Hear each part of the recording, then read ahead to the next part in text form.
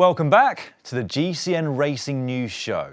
This week, Belgium is in a frenzy as Remco Evenepoel dominates the opening block of La Vuelta. But will he hang on? I'll be looking at the prospects for him and his team over the remainder of the race. I'll also be looking back on the Deutschland Tour, the Tour de l'Avenir, the Breton Classic and the Classic Lorient Agglomeration Trophée Ceratizit.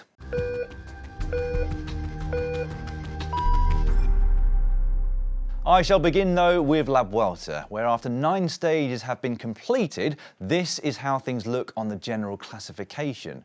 Remco Evenepoel with over a minute on second place Enric, whilst 3-time Vuelta champion Primož Roglič is in third place at 1:53.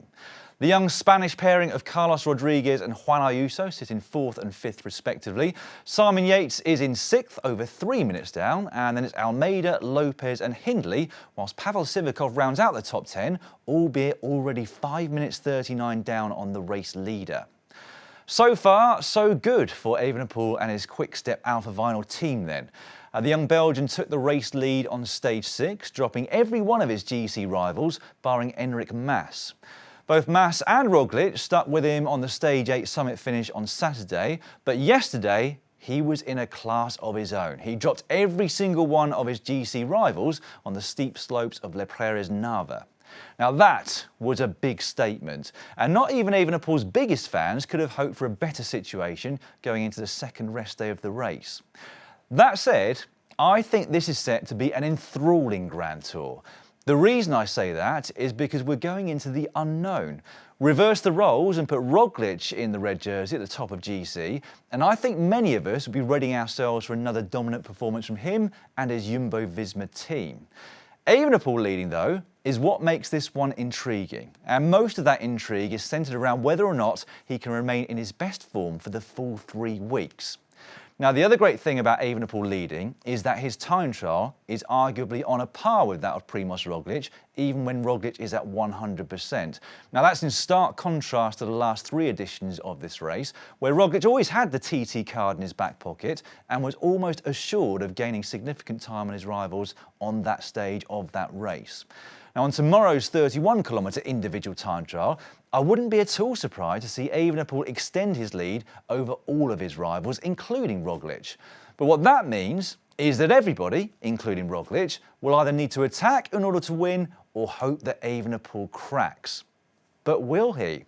Well, we can look back at Tirreno Adriatico or the Tour de Suisse this year to give some evidence that he might. Ahead of both of those races, Evenepoel was in brilliant form.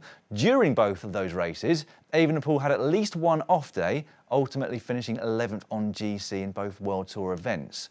So there is precedence there, and there's also the unknown of Evenepoel only having completed 1 Grand Tour ahead of the start of this Vuelta. On the other hand though, 1, he went into that Giro d'Italia in very different circumstances. 2, Evenepoel has never been as focused on a stage race as much as he is here in Spain. And 3, he's on incredible form right now. He's clearly prepared meticulously for La Vuelta. Other riders might be hoping he'll crack, but that is far from guaranteed from what we've seen. What about his team then? Well, I can't remember a more climbing-heavy team from Quick-Step than the one that they've assembled for this Grand Tour. They clearly came here expecting to be working for Remco from start to finish, and so far, they've shown very few signs of weakness. They may not have the experience of other teams in defending a Grand Tour race lead, but what they lack in experience, I think they'll make up for in enthusiasm. I get the feeling they are as determined to prove that they're capable of helping Evenepoel win as Evenepoel himself is to prove he can win this race. Let us know your thoughts on this. Do you see Evenepoel continuing as he has done so far and dominating from start to finish? Or do you think this race is far from over? Let us know in the comment section just down below. Now, if he does win La Vuelta, can you imagine the scenes in Belgium when he arrives home?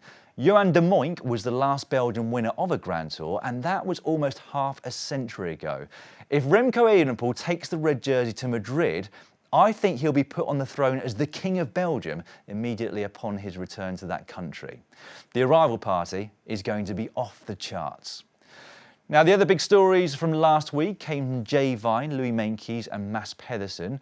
The Dane is yet to take a stage win at La Vuelta, but he's forced his way into the green jersey after an incredible effort on stage 8 that saw him get into the early breakaway in the mountains and still be there at the intermediate sprint late in the stage. The points he gained there put him 5 points clear of Sam Bennett, and with no change yesterday, that's how that competition remains going into the time trial tomorrow. Louis Meintjes hadn't won a race for 7 years in March of this year. He ended that drought with a win at the Giro dell'Appennino, but yesterday he took his first ever win at World Tour level, conquering the slopes of Le Prades Nava to take the stage from the early breakaway. And I'm so pleased for the South African. I had a horrible feeling a couple of years ago that we were never going to see the best of him ever again, but I'm very glad that he's proven me and others wrong. And finally, Jay Vine. Coming into La Vuelta, he'd had 7 second places since his arrival in Europe in the pro peloton last April. He's since won not just one stage of La Vuelta, but 2.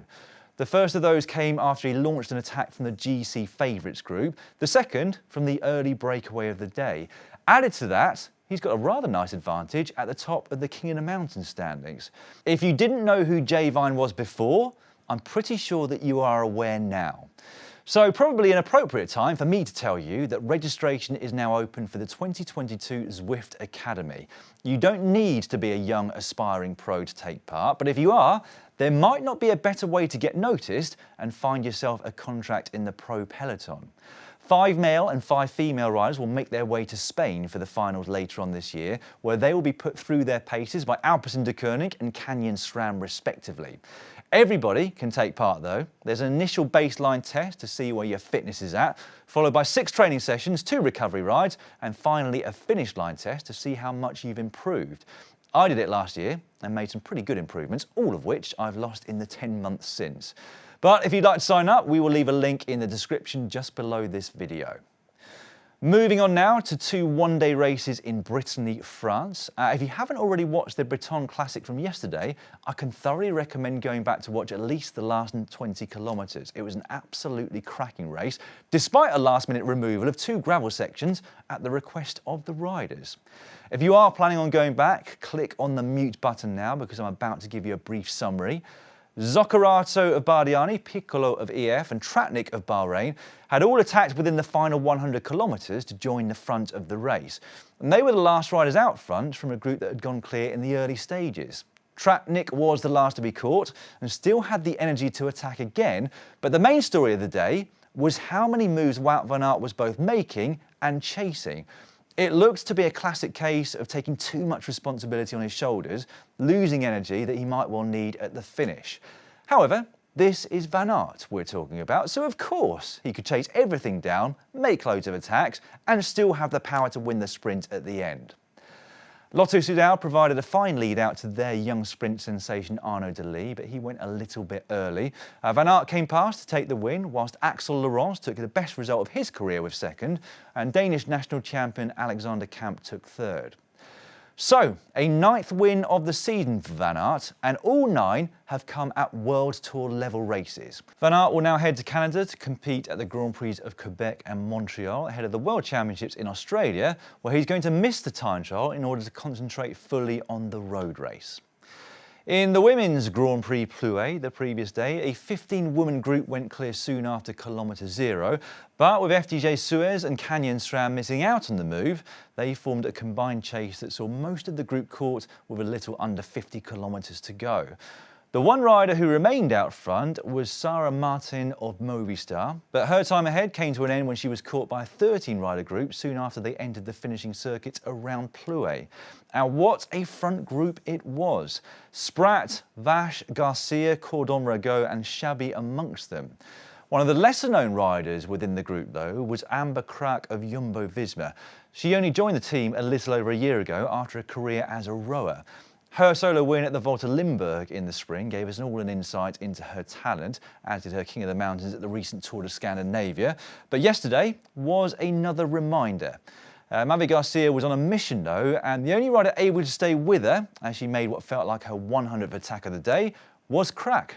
The two of them fought it out for the win in a sprint to the line, but with the Dutch woman seemingly more concerned with keeping the chasing group at bay, Garcia could save energy, which she used to good effect in the sprint to the line. Well done to Mavi Garcia. Over at the Deutschland Tour, Filippo Ganna took his 22nd victory of his career in the short prologue there. The rider in second, though, who'd been in the hot seat for much of the stage, was Bauke Mollema. The Dutchman suddenly seems to have turned into a time trial specialist. He lost just 2 seconds to Ganna over the 3-minute race, with plenty of specialists in that discipline finishing behind him on the day. On stage 1, Caleb Ewan gave the best possible riposte to his snub by the Australian World Championships team selectors by taking his first win since the Tour of Turkey back in April. However, he went from first to last the following day on a stage that was won by Alexander Kristoff after a tough stage that saw just 50 riders from the front group at the finish. That marks the Norwegian's 4th stage victory at the race since it restarted back in 2018. Alberto Bettiol of EF went into the leader's jersey that day, but the general classification took shape on stage 3 with its summit finish to Schauinsland. Adam Yates' solo victory there over Pello Bilbao gave him a healthy 30-second lead in the GC going into the 4th and final stage of the race. Now, on a course that lent itself to plenty of attacking, we were treated to a very exciting stage. Ultimately, though, Pello Bilbao won, but with Yates safely nestled into the front group with him, it wasn't enough for the Basque rider to move ahead of him on GC. Adam Yates hadn't won a race since March of last year going into the Deutschland Tour, but he comes out of it with the stage and the general classification. On now to what's coming up on GCN Plus this week, and as mentioned, the Vuelta will resume tomorrow after the second of 3 rest days with stage 10 of the race. We will be live from 13:30 BST with the breakaway, and we'll move over to live coverage just as soon as we receive it from the host broadcasters. Outside of La Vuelta, plenty more to feast your eyes on again this week. We've got the Women's World Tour continuing with the CIMAC Ladies Tour in the Netherlands. The 6-day race begins tomorrow and culminates on Sunday with a tough stage around Arnhem that will likely shape the general classification. That race is available to all GCN Plus subscribers unless you are in the Netherlands. We'll have 4 races in total for you to watch on Sunday, though, when the 8-day Tour of Britain kicks off from Aberdeen in Scotland. And that evening, we have the USA's top-ranked one-day pro race, the Maryland Classic in Baltimore. 4 World Tour teams will be on the start line there. Trek Segafredo, EF Education Easy Post, Team Bike Exchange Jayco and Israel Premier Tech. But that means it's a prime opportunity for the riders on the smaller teams to show their quality and take a big result. Coverage of the 194-kilometre race will start from 1800 BST, 1900 CEST or 1300 local time in Baltimore. The live and on-demand coverage for that race will be available in all GCN Plus territories. Now, on the subject of North American races, we've got a brand new documentary out for you tomorrow.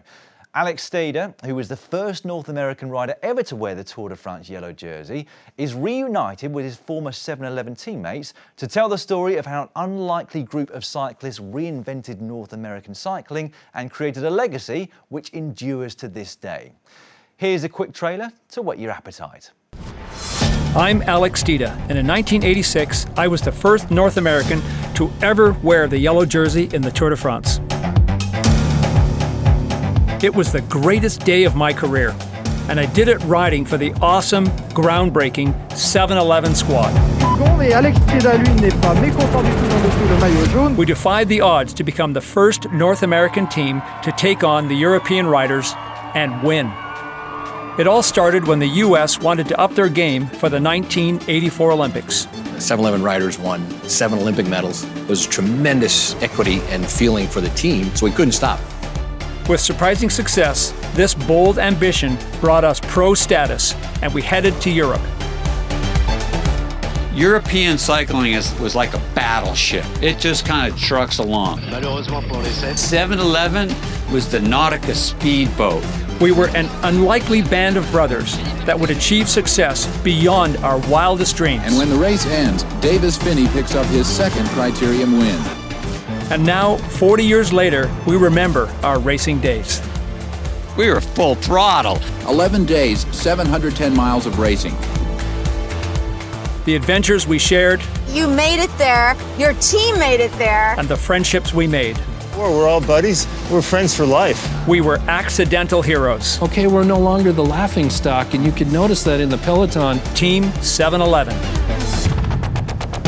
So I'm going to connect with some of my teammates to talk about how with absolutely no idea what we needed to do to be pros in Europe, we still won some of the most prestigious prizes in world cycling.